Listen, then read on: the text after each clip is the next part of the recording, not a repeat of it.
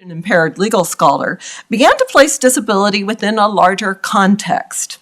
That this one encompassed much more than just legal rights. It goes into things like society and the ways that we define disability as well. Over the next decade, radical thinkers began to argue that disability was not just a medical condition defined by impairments and bodily difference, but it could be seen according to social perceptions. So, this idea, then, the right to live in the world, comes out of this.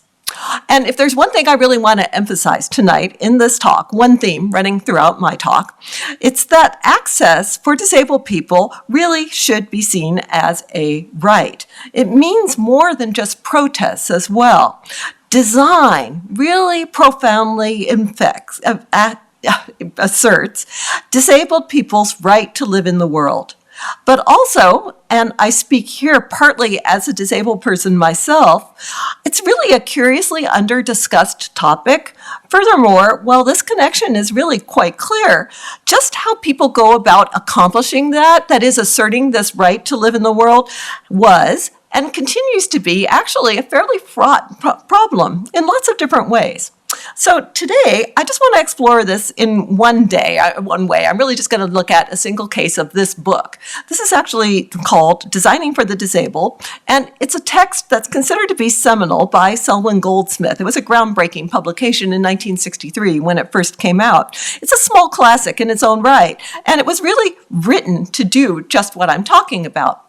The only problem with it is that it has been written, and then it was rewritten, and then it was written again with 3 different design ideologies behind it. So as a historian, this is your nightmare when you approach something like this, because they all have the same title on top of that. But the fact that this happened is interesting too.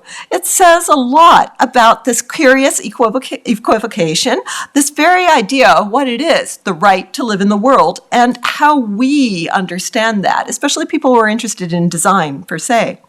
So, in fact, Goldsmith kept vacillating between these 2 ideas, and these are his own words. These are terms that he used. He was going between what he called a US-based model of what he called independence, and he would call this the SelfHelp approach, a specific model that he thought was distinctive from the British, which is where he was living in the UK, model of care, and he dubs this the social welfare method. I want to look a little bit more closely at Goldsmith and these 2 different ideologies today, because they've profoundly shaped our landscape, even in this room today. We just don't think about it very much. We don't really dig into this whole ideology of access and design and where it all comes from. To do this, what I first want to do is go into the self-help approach, which we see in the first issue, the first edition that he issued of Designing for the Disabled. I then want to talk about the social welfare approach, which is what shapes a completely different volume, although, like I say, it still carries that same title, which appeared in 1967. Goldsmith went on, I should add, to publish a 3rd edition, 1976, again with the same title. So I want to look at those, and then I also want to end up back in 1997, where his 4th edition comes out. This time it's called Designing for the Disabled, The New Paradigm. And would you believe, in it, he goes back to the self-help model. So he's going back and forth, constantly oscillating in this way. Essentially, I want to look at this more carefully, and I want to talk about this curious flip-flopping and the shifting context that actually influenced it. Now, just to be clear, before Selwyn Goldsmith, there really were not any specifications about or guidance for architects and designers who were interested in providing access for disabled people. And sites like this, we're looking at a man maneuvering a woman in a wheelchair up a flight of steps, were really common. Far less known than many of his contemporaries, Sylvan Goldsmith remains a profoundly quirky, creative, and ultimately really polarizing individual. Goldsmith was a man of many interests, and frankly, he has a near obsession as well, and we'll be seeing later on, with toileting facilities. So a lot of the books deal a lot with that as well. But this inestimable contribution to issues of access stemmed indirectly from having contracted polio on a trip to Italy in 1956. Until that event, Goldsmith had been studying architecture at Cambridge. After his bout with polio, he finished his studies at University College in London at the Bartlett School of Architecture. And even in a kind of desultory way, he actually practiced architecture for a few years. For Goldsmith, polio was, in his own words, not a tragedy. Rather, he always characterized this as a loss, but it was quickly overcome by a balance, this new calling that he found, that is, designing for disabled people. I should point out that although Goldsmith really little references it at the time, and I don't know if he was really even fully aware of it when he first contracted polio, but the UK actually already had its really distinctive culture of disability. I suspect that most people in the UK aren't fully aware of it, but let's just go back for a moment. So after the Second World War, with the late rise of the Labour Party in power, the government claimed a role for creating a more equitable society, as we all know. Nevertheless, with this left-leaning party, they ended up embracing all kinds of measures, but they also, of course, nationalized the health system. But at the same time, there was actually very little government interest specifically, or even really an awareness of Britain's disabled population. For the new National Health Ministry, long-standing illness and physical impairment was a small and unique niche, and it really required its own design culture, which was built on medical interventions, on rehabilitation, and support for special facilities. In this context, care and assistive devices were free. It meant, for example, that the National Health Service developed its own standard issue wheelchairs, like the one that we're looking at here. And this is being used by a man who's traveling from the sidewalk to a car. To eligible wheelchair users, the National Health Service also provided free three-wheeled cars that could be used, these wheelchairs, that is, you could store them in the back of the car, and that the single disabled driver could sit up in the front. These three-wheel cars were actually marked by this unusual shape, and they also were painted by this really distinctive blue color. I've written about this elsewhere. These INVA cars fascinate me because they're so quirky. They actually went by the affectionate name Naughty cars for a long time as well. These were really unique vehicles, as you can probably tell, and they basically distinguished disabled people as not just different, but they also ended up giving disabled people special access to various facilities. So, for example, they could park on the edge, as you see here, of soccer fields when games were being played. So there's all this kind of culture around disability that was not particularly percolating up to the surface or was even reflected on by a lot of people, but it very much exists in Britain at this time. At the same time, however, within the National Health Service, there was actually very little interest in linking interventions to larger social issues. That is, neither the national government or the National Health Service had much to do with regulating buildings or adapting the design environment to actually accommodating disabled people. Rather inevitably then, this lack of guidance meant that disabled people were basically living in housing that was not meant for them. But it also caused problems even on really the smallest of scales. So, for example, in a 1964 issue of the medical journal The Lancet, they report that the government had controlled construction of all new hospitals, and they also controlled the design of all the wheelchairs that were being used in them. At the same time, though, those two designs were not reconciled one with the other. So even in special orthopedic units, you'd get these consulting rooms, that is the main entrance to these places, that would have doors that were too narrow for wheelchairs to enter into. It's too narrow for even standard issue ones, like, as I'm showing you here, a man who's using a chair, and he's passing through a door, but only by millimeters to spare. While larger questions of disability and the context of it were scarcely being considered in the UK's immediate post-war period, the situation was actually changing elsewhere. So significant steps were already being taken, for example, in Northern Europe, with a particular focus on special housing, homemaking methods, various kinds of technical aids like laundering and cooking and cleaning, focusing really on domestic life, especially in places like Sweden and to some extent in the Netherlands as well, and Denmark. Here I'm showing you pictures from a study of landscape from the period showing two Swedish homemakers who are working in specially adapted kitchens. So it's against this really scattered background that I've just given you that designing for the disabled really comes out as a landmark. It was commissioned in 1961 with Selwyn Goldsmith being asked by the Royal Institute of British Architects and the British Polio Research Fund. And they asked him to codify some of this new thinking, like the stuff that was going on up in Scandinavia, to codify it into what they called a technical manual. Selwyn Goldsmith was asked to study this and then just to publish his findings.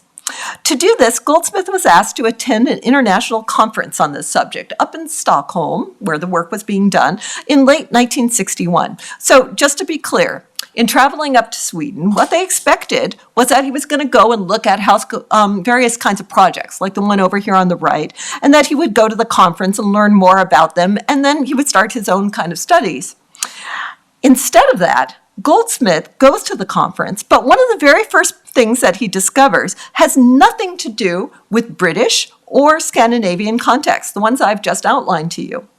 Almost immediately on arriving, Goldsmith instead meets this man, who is, for the first time no less, who's this guy, an American researcher, Timothy Nugent, who was, as Goldsmith would later say, ready to change the world. Nugent also directed him for the first time to think about the idea of rights and design's role in asserting them. Now, when Timothy Nugent arrived in Sweden, he had been asked to come to introduce his decade-long work that he had been doing in the U.S. And it was all for this, the American Standard Specifications, that is, a group of recommendations meant to make buildings and facilities accessible to and usable by physically disabled people. For almost 15 years, Nugent had been working, as here, and I'm showing you a specially outfitted gym with a young man in a wheelchair, at the University of Illinois, and he was a rehabilitation specialist there. As head of that program, Nugent not only worked with students, but he would ultimately also oversee the vast campus, this vast state university, which had over 200 buildings, and all the way from dorms to classroom buildings, all of it, Nugent started to push for features that would accommodate his disabled students. So this went from things like lowering water fountains to things like building the first real prototypes for access ramps, as we take for granted as part of our built landscape today.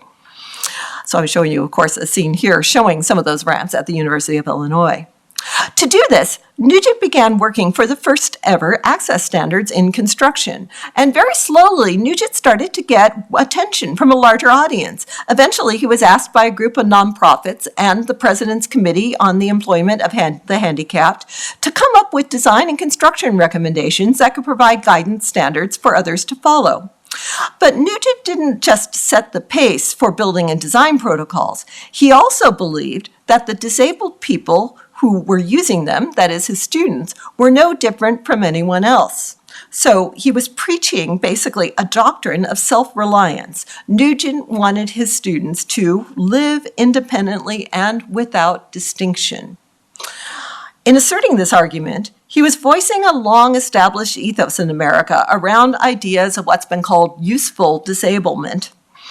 But Nugent parted ways with his predecessor by pointing to the built environment as a principal source of disability. And I want to be clear about this. So what he's saying is that things like steps, too narrow doorways, rough, uneven surfaces, all of that, according to Nugent, were what he called barriers. These were barriers to access. By removing these thoughtless and debilitating barriers, he would argue, any of his disabled students could, he would say, perform, as I've just said, independently and without distinction. Providing barrier-free architecture, Nugent argued, did not provide special advantages or perks to disabled people. In effect, he insisted, they only neutralize the effects of disability. In many ways, this is actually a very dogmatic and tough-minded approach, but we'll come back to that later on. It is still, to this day, also what dominates the American approach towards disability. It's enshrined in the Americans with Disabilities Act, coming directly out of Nugent's ideas. But on that fateful day, to go back to Stockholm in October 1961, when Goldsmith heard and quickly absorbed Nugent's presentation on this work, he was shocked. In fact, for Goldsmith, Nugent's whole doctrine was utterly different than anything that had been talked about over in the UK at this time. Perhaps for this reason, he would later recall Nugent's ideas as being, like he said, an explosive charge. It's like a bomb had gone off in the room. He'd later recall that as a person with a disability, and I encountered obstacles, but they never did worry or perturb me. They were simply a feature of the normal order of the built environment. So Nugent, on the other hand, took it for granted that his disabled students had the right to access buildings, services, classes, much like everyone else. Like Goldsmith, though, many of the people in the room were really startled when they heard this in Europe, and also, though, excited by Nugent's vision. It was so different. It challenged almost everyone there to reconsider their conception of disability. So just to kind of recap for you what it is that Nugent is saying, essentially this is his doctrine, and at the time. So basically, he was saying that barriers in and around buildings are a threat to disabled people, but not to able-bodied people. He also went further and he said that disabled people can really be disadvantaged by barriers, but they can also be emancipated if those barriers are removed. He claimed also that specifications can be precise and definitive, that there actually are such a thing as a right solution to these problems. And finally, accessible design is also in itself a right. Now, these ideas have a really widespread impact. I've told you that they're embedded, of course, in the 1961 American Standard specifications, but they went on to influence U.S. building codes ever since that. Really, they still are encoded in many, many ways in the Americans with Disabilities Act. So this goes on for decades to come. But for Goldsmith, who was already tasked with writing a new book, and he had very little design knowledge on this subject, it was a vision to embrace. That this is the source of the view that he would later call the self-help approach.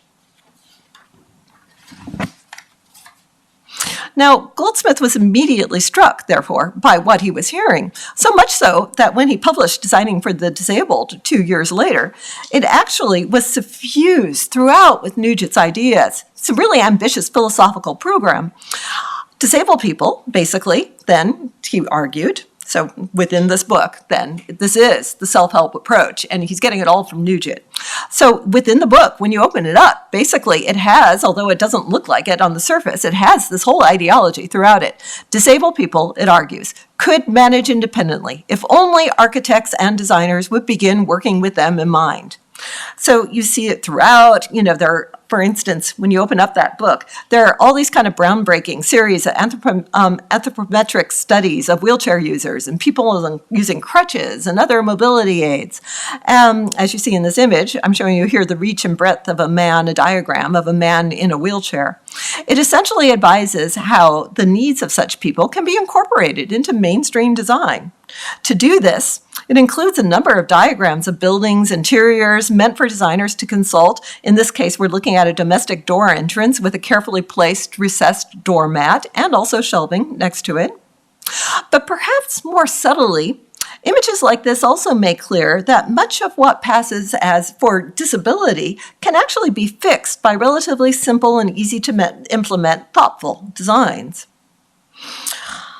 Just to be absolutely clear then, not only does Goldsmith's Designing for the Disabled enshrine Nugent's American self-help approach, but Goldsmith himself later has no problem making it clear that this is the source that he drew from. As he'd later say, the preparation of the first edition of Designing for the Disabled was a straightforward task. It was facilitated by my having only a superficial appreciation of the subject, but there not being anyone who had tackled the topic previously, by there being few people in Britain who even knew much about it, and by my ignorance of the techniques of scientific research. It was, he would later say, largely, quote, a matter of plagiarizing a few relevant publications.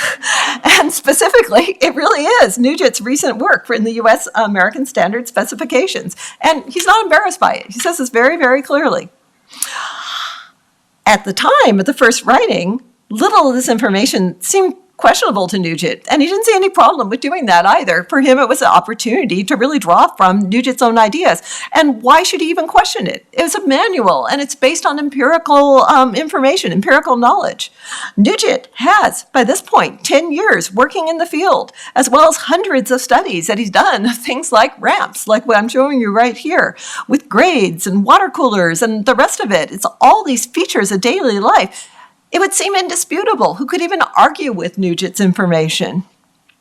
Packed as it is with all these dimensions, illustrations, spaces, wheelchairs, hoists. It's got all this specialized equipment Nugent was writing about. Goldsmith really just built off this information. And in 1963, when Designing for the Disabled was produced, it really was welcomed as an authoritative guide drawing from this research. So when Goldsmith's text comes out, I just want to point out that it was really well timed. The housing, had been a provision as the post-war welfare state for a long time, but there had been little recognition, as I said before, the range of users who are actually drawing upon these sorts of buildings, of government services. Of course, to date, in the UK, disabled people were being treated by the National Health Service, but that's patients. They weren't really being thought about by other branches of the government. But with the rise in 1964 of a new and energetic Labour government, the political climate had also started to change. Prime Minister Harold Wilson offered a new and optimistic vision for the future. So after 13 years of conservative rule, there was a new desire to refresh the welfare state and a legislative agenda that pushed to extend the reach of the welfare state for a variety of underprivileged groups, and disabled people were considered part of that. In the end, Goldsmith's publication was aimed at a larger audience than might initially be assumed, just to be clear. In fact, as one reviewer wrote, the manual should meet the needs of social workers, local authorities, of welfare officers, and others working with physically handicapped people, as well as architects who design for the needs of disabled people. So they were positing this very much as being part of this new kind of legislative and government agenda. Within this context, it's probably unsurprising that Goldsmith actually, when the manual was released, it was widely recognized in the architectural press for its sheer innovation. Goldsmith himself was even featured as one of a select group of people, Men of the Year in 1964 by the Architects Journal. It was also published as it was by the Royal Institute of Architects. It quickly became more than just a rule book. As the Architects Journal would go later note, it quickly became the undisputed Bible for disabled design.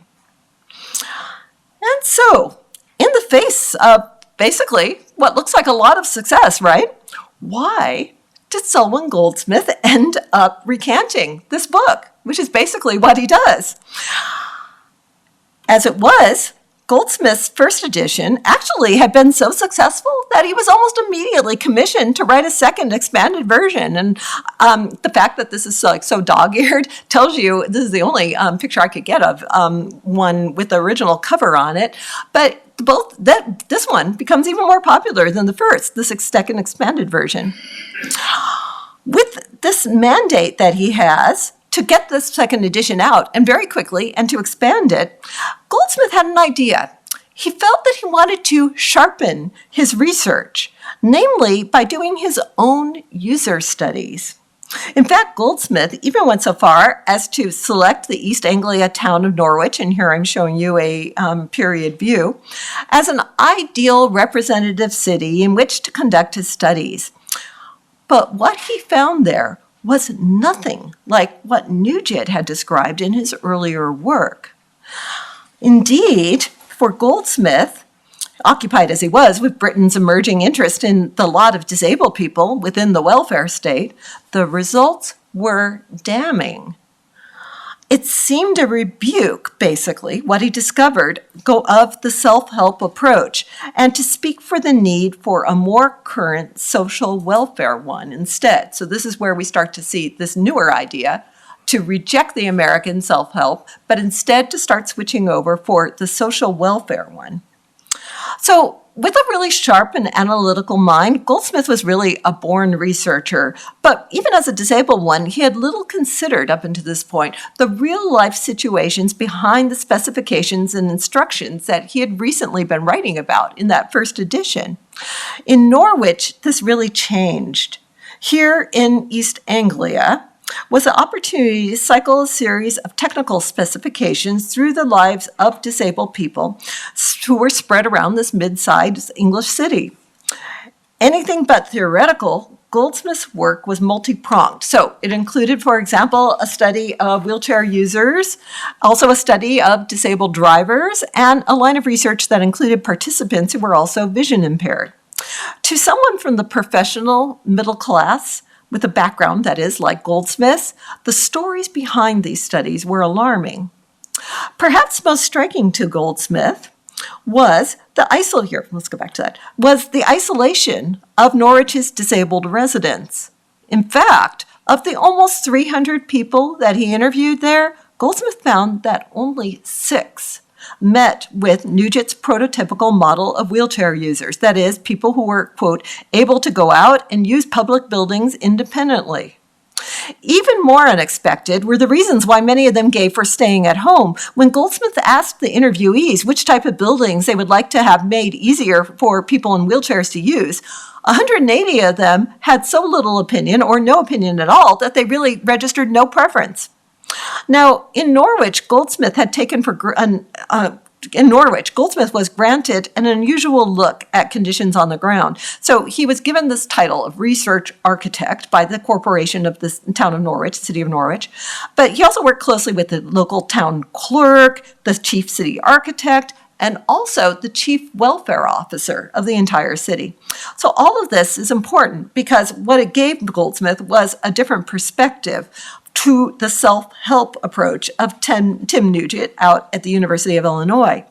In fact, what Goldsmith was doing was he's working off the welfare rolls of the city of Norwich. And just to be really clear, that cohort was really quite different from the young and eager co-eds that were enrolled in Nugent's program. And just to be really clear, this is still what our American specifications are based on, essentially this group. So, as I say, Goldsmith found a variety of disabled people in Norwich, but generally speaking, the sample really skewed significantly towards older and often more economically disadvantaged people. In short, he would later write, he found it impossible to imagine these disabled people functioning independently.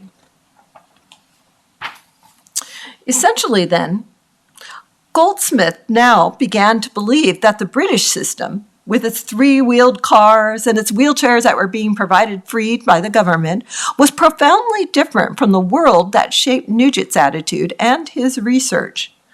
Above all, he would claim, it showed a fundamentally dissimilar approach toward design's role in the cultures of self-help versus social welfare.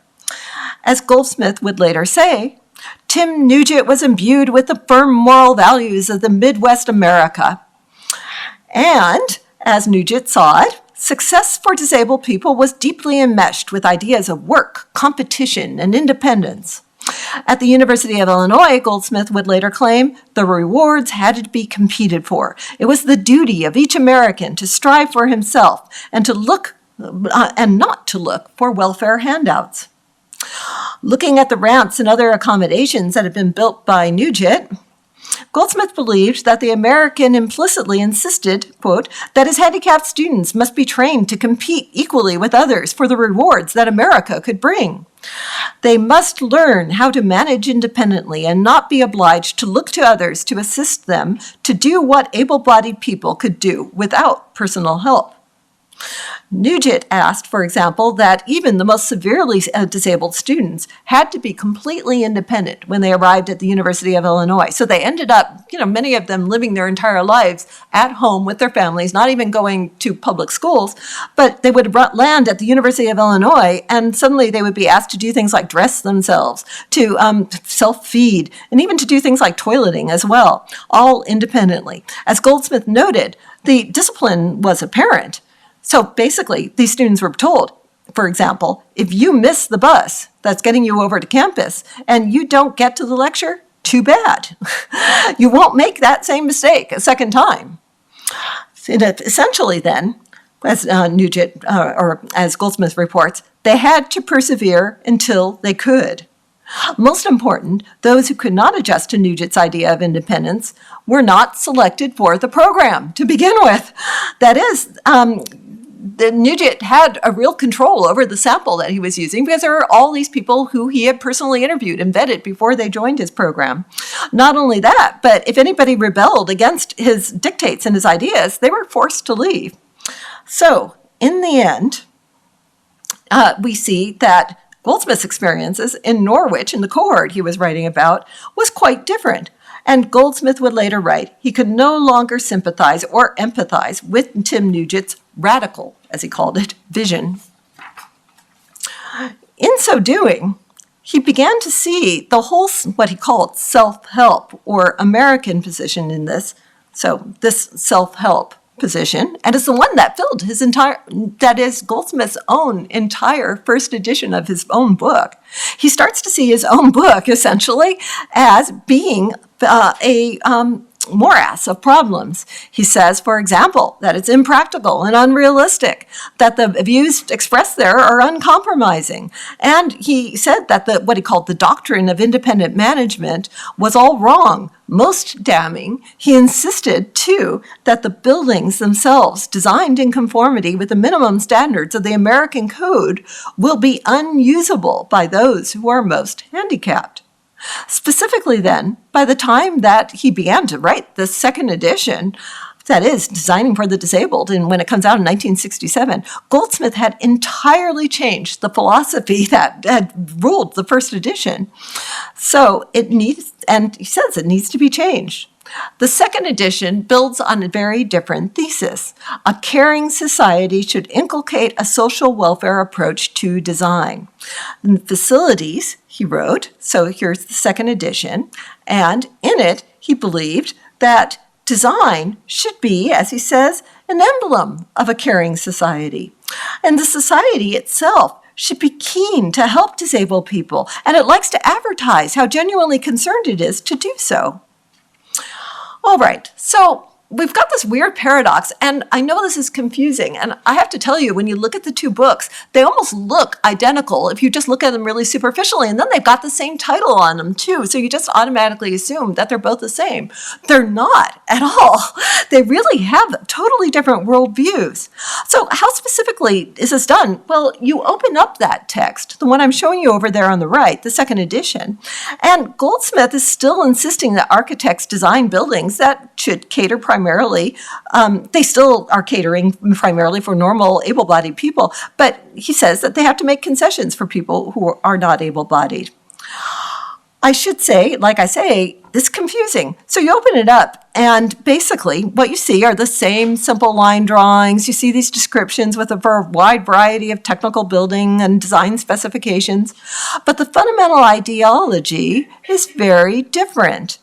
All sections of the book were comprehensively revised, and with a number of new diagrams in it as well. It's much bigger. Where the earlier edition dealt primarily with domestic housing, the new one, for example, brings attention to public buildings. I should add that there's nearly twice as much text in the second edition, and there's this whole new section which is titled The Disabled Population as well. So, in order to explore the difference between these two approaches, I really just want to go back and let's just take a case study. And I want to go back to that seminal moment where Goldsmith was in Norwich and he was interviewing these people, and he started to try to figure out what it was that they needed. Interestingly, one of the things that he felt was really indicative of the difference between the self-help and the social welfare approaches came out of that survey that he did. And for Goldsmith, this came back to that subject that he obsesses about throughout his entire career, namely the design of public toilets. Now, I mentioned this earlier because Goldsmith studies in Norwich, remember, that when he interviewed all those people and they said, what would it make their life easier to access? And I mentioned these were over almost 300 people that he interviewed. And remember, 180 of them expressed no preference at all. But amongst those that did answer, there was an overwhelming consensus. Out of that public group, the type of service that they wanted most to access was not cinemas, not restaurants, not local shops, churches, or department stores. 64 votes in all. Their greatest need was for accessible public toilets. As his work moved forward, Goldsmith discovered that one of the main deterrents he found was disabled people going out was the lack of access to toilets. Instead, over and over, he discovers that this cohort was utterly flummoxed by the difficulty of finding suitable lavatory facilities. Now, again, maybe we need to take a broader perspective here. Sure, this is a constant obsession with Goldsmith throughout his career, but it makes for an interesting case study. What exactly is the problem with public lavatories in Britain then? Well, on the one hand, some of the problems were just totally technical. So much of Britain's infrastructure of public toilets actually dated from the late 19th and early 20th century at this point, and many of them were integrated into older buildings that were themselves inaccessible. Few wheelchair users, he also discovered, were actually able to maneuver in them within what were relatively cramped spaces. Many more were baffled by what they were supposed to do once they got inside a toilet stall. Almost none, Goldsmith swore, were able to transfer between the toilet and the wheelchair on their own. Goldsmith quickly found that spouses or family members actually did much of the day-to-day caregiving for disabled people, and this often came down to menial tasks like moving a disabled person back and forth from the chair to the toilet and back again. At the same time, single-sex washroom stalls were too small to accommodate a caregiver. Furthermore, helpers were often of the opposite sex, and they were left out entirely. Essentially, normal caregiving arrangements didn't follow the cultural mores of shared public conveniences. While quite humble, Goldsmith insisted that these needs were significant. These people, he argued, needed care and assistance, whether from spouses or others, whether they're of the same or the opposite sex. Perhaps then their problems were fixable, though, by a caring state. So Nugent's specifications, and you see this in the 1963 edition, so this is the self-help one, are pretty clear in that he outlines a toilet stall that basically looks like this. And you'll notice that in this, there is no way that a caregiver is going to fit in that stall with the person in the wheelchair. In fact, as Goldsmith would later comment, it's hard to imagine how the person in the wheelchair is actually going to get onto the toilet this way. You almost have to be a gymnast, as Goldsmith himself said. Just imagine trying to maneuver that. Even if you're able-bodied, it looks difficult, and it actually was. When he starts to go back and revise in that second edition, and then he takes on this social welfare ideology, he also revises the standard stall. And this is what it looks like in the 1967 edition. And you can already see that it's big. It's almost twice the size of the original one. Indeed, when Goldsmith starts to think further about this, back in Norwich, he actually even oversaw the construction of an actual facility that followed these prescriptive measures. So it's been destroyed since then, but I'm showing you an older photograph of it before that. So this was a kind of test lab for him, and it was actually in a public place on Castle Hill in the center of the city of Norwich. You'll notice that the space is not only commodious, but quite intentionally, Goldsmith's toilets also could accommodate both genders, or in the case of one person going in, or else there's space for a caregiver to go in as well. While the results of Goldsmith's studies could be really quite mundane when you get into the question of toileting and various kinds of accoutrements, they also add up to more than a set of specifications, though, to be really clear. Goldsmith's ultimate goal is to create a more caring design. And he also lays this out with the creation of, essentially, if you've not noticed, basically a unisex toilet. In some ways, Goldsmith's ideas, the gender-neutral nature of this toilet, was actually really forward-looking. In fact, I'm writing about this now because it actually presages the gender-neutral restrooms that are so much in discussion for today. And it's interesting because it comes out of Goldsmith's ideology, of course, of a more caring state as well. But for Goldsmith, the pragmatism here is really based on this profoundly ideological basis. And it's also the way of the future, to be really clear, in the UK. Back in Norwich at the Castle Hill facility, that was actually England's first, but by no means last, unisex public disabled access toilet. In fact, The original is now gone, but it was a prototype for what remain today thousands of unisex toilets that you can find in the UK to this day at roadsides, parks, cities, towns, villages, or across urban and rural Britain.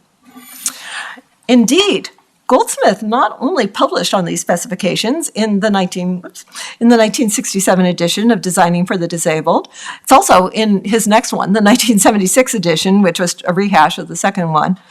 But a lot of that information it was provided at the request of Britain's Central Council for the Disabled, and they become part of the British Standards Institute's Code of Practice. So that is the main building code in the UK.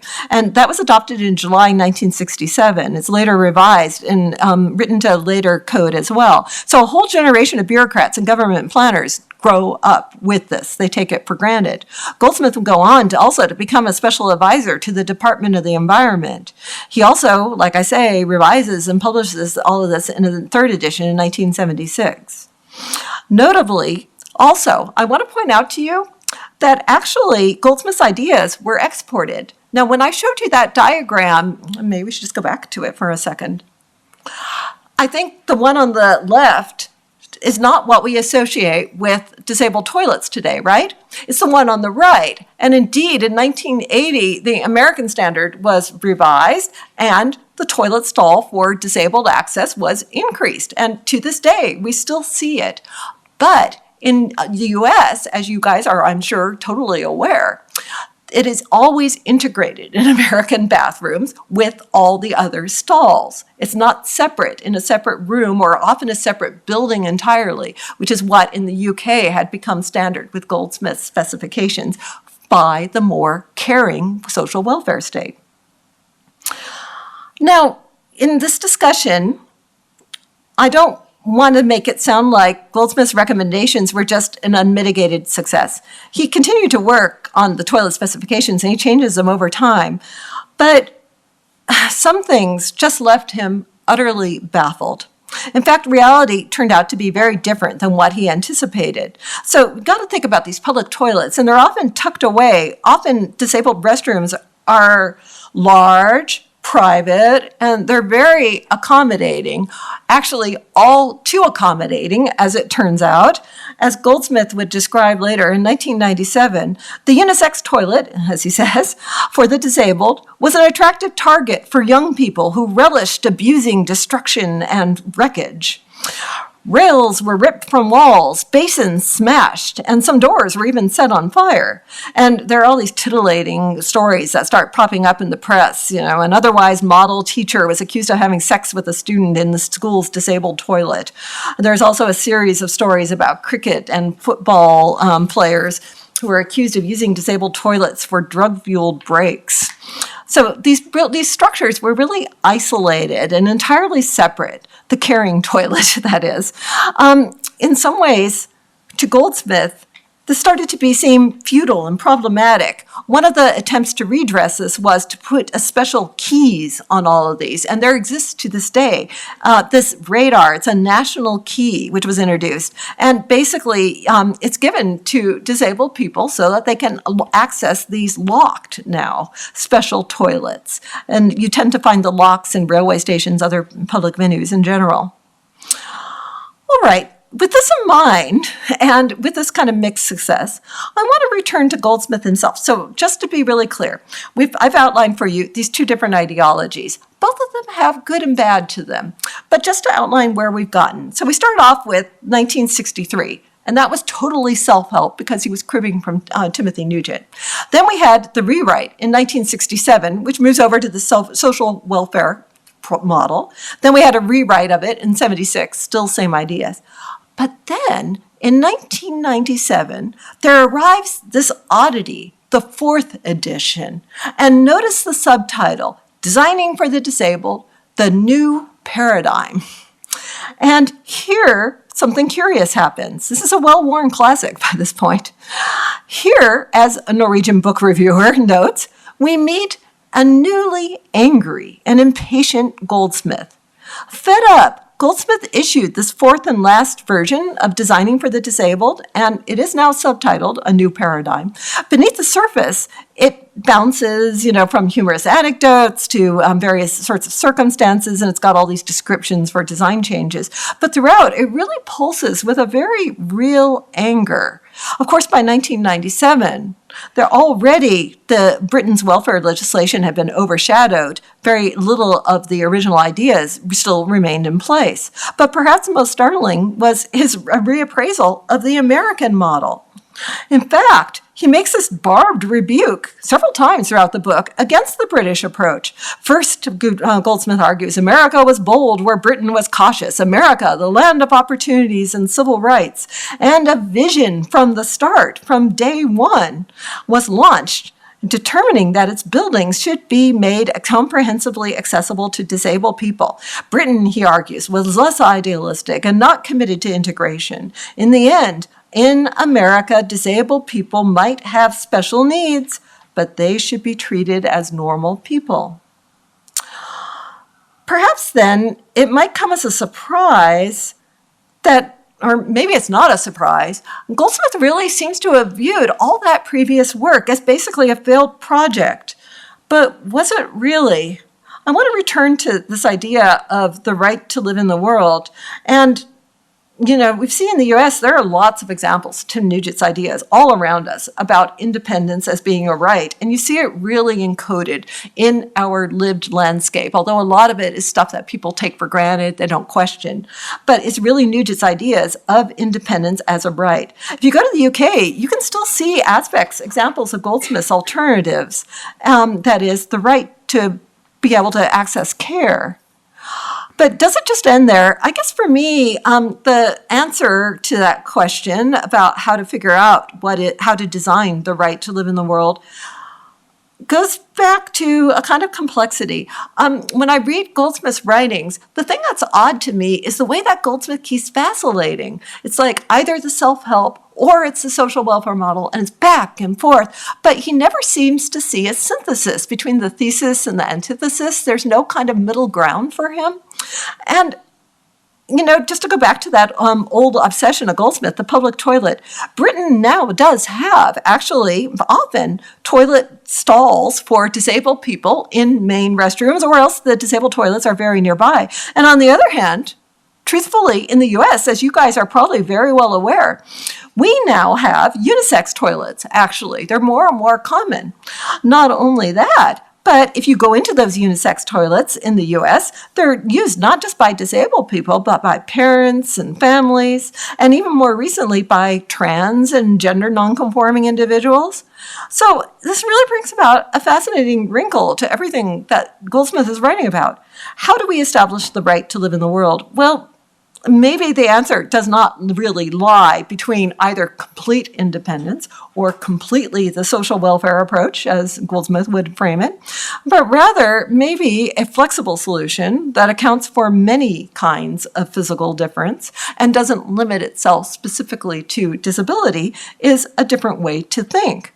Not only is this a solution, but it's also a question of really being receptive to new options and a kind of flexibility that maybe thinking about problem solving and being open to new and unforeseen solutions to problems that we don't even know exist. The whole question of the unisex toilet was something completely off Goldsmith's radar. He never would have conceived of that in his day. But look, it provides for us now an interesting kind of solution. So to close, I would say maybe it's with not one or the other extreme, but a combination of these two, that we can be really open to the example of Goldsmith, but also to the new possibilities that he, in effect, in practice, is providing for us. All right, thank you.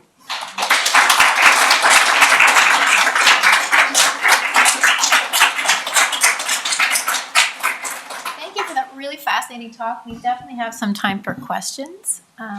So I'll stand here and field them. Okay. Yes. I was just wondering, thank you, first of all, it's a great talk. But I was just sort of thinking about what is it what what values lie behind the two approaches? I mean, are we saying that something is American or English? And, and it just made me think that maybe that the attitude, this sort of self-help attitude of being able to overcome a difficulty and exist in the world in an independent way. When does it happen, and how, and by what means does it happen? I'm thinking, like, let's say in the 1930s or 40s, President Roosevelt as a model, and whether there was like that TV series about the Roosevelts, and the way that the press treated his disability, never photographing him in a compromising position, so that he becomes a sort of paradigm of how to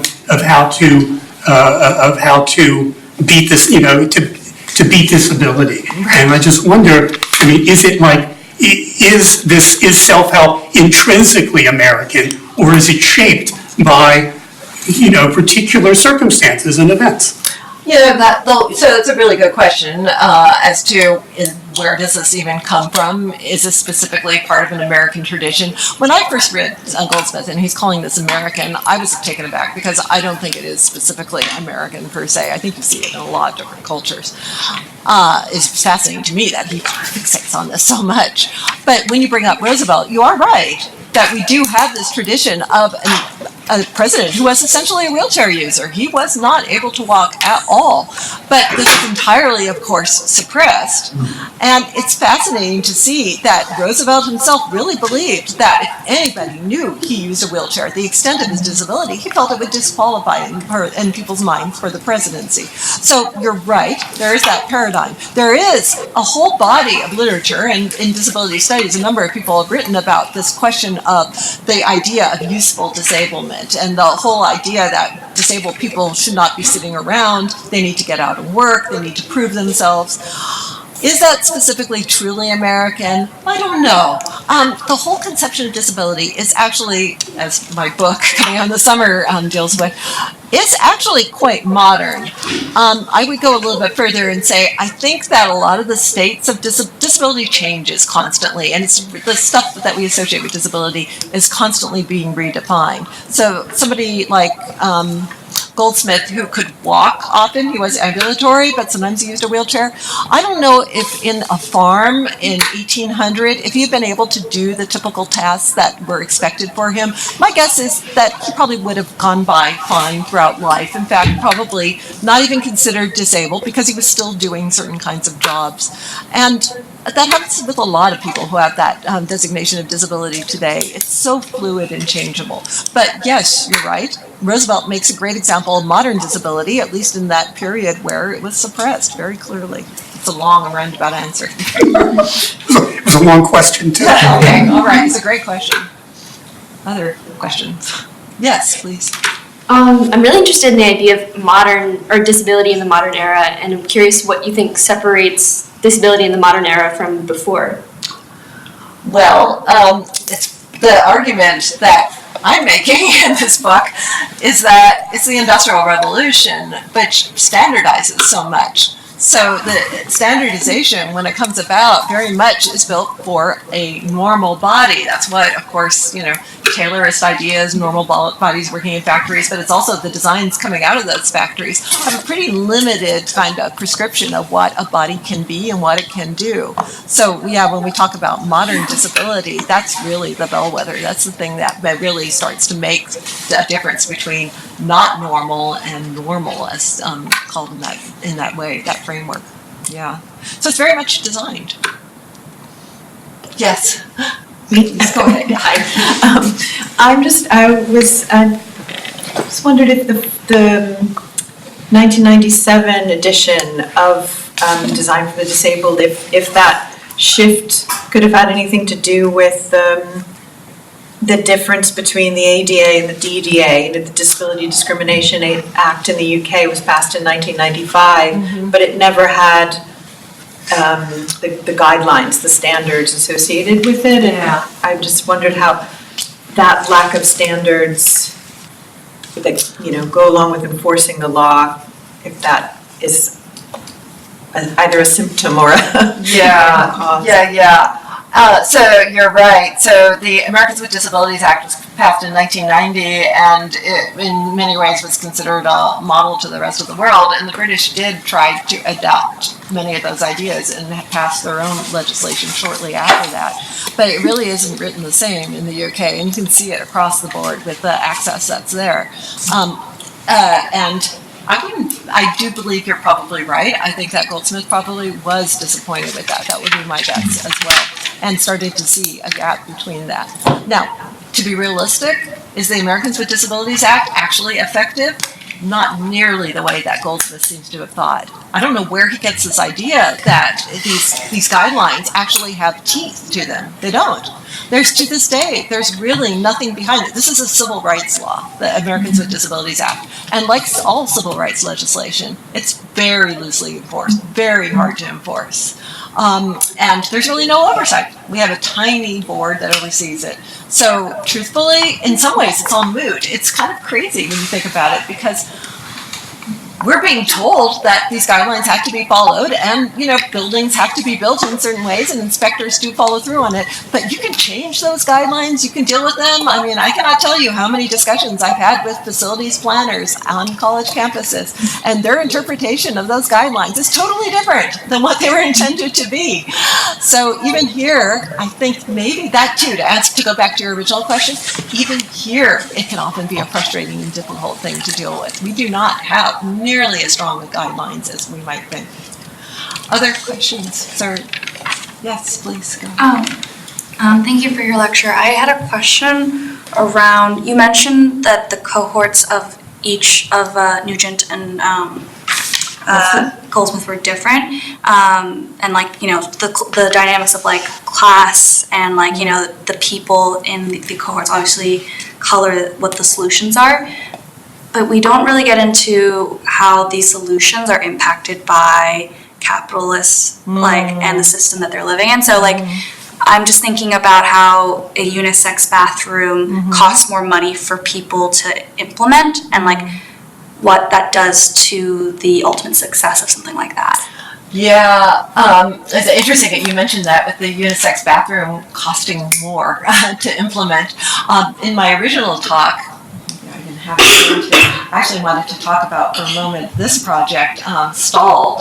I don't know if you're familiar with it. So this is actually a project that's being spearheaded by an architecture professor at Yale, and he is moving forward arguing that we need to rethink entirely our approach towards restrooms. But his argument is actually that it's a minuscule amount more expensive to actually be building these flexible spaces in which each stall then is being used by individuals, but rather than getting into this kind of segregation by gender. It's an interesting discussion. You're right that capitalism is something to think about. There are people, though, out there who are actively pushing against it, too. And I just give a shout out to him as one example. Nice. Yeah. Other questions? Yes. Can you talk a little bit about the way the wheelchair becomes this paradigmatic way of imagining a person with disabilities? Yeah, it's so fascinating with Goldsmith. To me, it's fascinating because I also have a mobility disability, but I don't use a wheelchair. And it's hard for me often to even see myself being reflected in this. It's also the case with Nugent, too. At one point, Goldsmith even criticizes Nugent as this tyranny of the wheelchair users, which everything that at that University of Illinois campus is built around using wheelchairs. In fact, Nugent used to force students when they would arrive, if they seemed to be having trouble with mobility, he made them start to use wheelchairs, even if they didn't want to. So there's this idea that the wheelchair is somehow this therapeutic cure-all, which really is curious in itself. So yeah, and you see that to this day. I've written a whole book, Designing Disability, which is about the history of the international symbol of access. But what is that access? To this day, that symbol is a wheelchair. So it still, to this day, really defines what we think about disability and definitely design. Yeah, good question. Questions? Yes, please. I'd be curious to hear whether in the 1997 edition, the sort of odd fourth edition, whether Goldsmith was aware of or engaged in any sense with the kind of rise of the discourse around universal design, which is a whole other kind of arena, but I think it intersects in interesting ways with the material that you're talking about, and especially since I have the sense that he is kind of considered a founding figure of that whole movement. Not only that, but 3 years later, he actually writes his own guide to universal design. Yeah. So the 1997, the new paradigm is starting to take into account, just as you say, universal design. But that's a movement that goes off into other directions, and what he's imagining, so he's imagining this caring state to be overseeing this design in this very utopian, socialist sort of way. At least that's what he had originally imagined in those middle editions. But universal design is very different. It's actually very commercial. It's really based on a bunch of products and a bunch of manufacturers want to sell them. The argument behind that is you're going to be able to sell more, the more kind of consumers that you can make this product available to. So it's a very capitalist approach as opposed to Goldsmith's. So he struggles with it, even in that 2000 edition. Yeah, you're right. He does lead right towards it, though. Yeah. Thank you. Yeah, other question? It's not active design. You could call it benefits design. One thing that was made a huge difference for people who were disabled in their adult lives was something we take for granted now, which is disability insurance, which came out of, I believe, the Social Security program. And there was a time when if an adult became disabled, they could wind up in the streets, which is the usual quote. And for them to be able to know that there was income due them in a way for the rest of their lives was huge, both for them and for if they had dependents and mates and things. Tremendous. Yes. Not a given for many, many years. We had in your talk, one of them, was it Goldsmith or was it Selwyn who said, they should not expect a handout. Yes. And that's can be very deflating for people who were once active and workers and then through accident of fate can't do it. And that later legislation is at odds with the approach of Nugent, which is it's all in the physical environment. Yeah, very, very different. Yeah, of course. Yeah, I mean, it's a big blind spot, which is what Goldsmith is partly addressing. I'm so glad you brought that up. You're right. That we do have in the U.S. people who have different answers. Yeah. Other? Yes, please. You mentioned, thank you, this was really wonderful. You mentioned in the talk that there was the isolation of the disabled population, that some people couldn't use the spaces, but also I'm wondering about the topography of Norwich, because it's a very steep city, it's incredibly hilly, and where Castle Hill is, it's actually, I remember going to a conference there and getting out at the train station and having to drag my suitcase miles uphill. So, just thinking about how that also might have shaped, I'm wondering if you have any comments on that. Fascinating. And of course you mentioned the rolling suitcase, which often is most able-bodied people's point of access to the issues that wheelchair users run into. Yeah. It's where people start to realize what that's like to be relying on a wheeled device. You're totally right. I had not thought about Norwich in particular with that. You're completely right. I have to say I've never actually been there. I always imagined East Anglia as being really flat, but you guys are saying no. It's funny because one of the most, on the other hand though, one of the earliest places where you get a model of urban infrastructure for disability is down in Bath. And of course it's with those bath chairs. And so that also is a very hilly place. But they came up with an infrastructure which is, of course, has many problems in it, the bath chair being a really early version of the wheelchair, but you always have to have a human being who basically is powering your wheelchair along. And, there are all these kind of social inequities that are involved in that. But that was the solution that they had come up with there. It's obviously not one that was being used in Norwich. Interestingly, no bath chairs.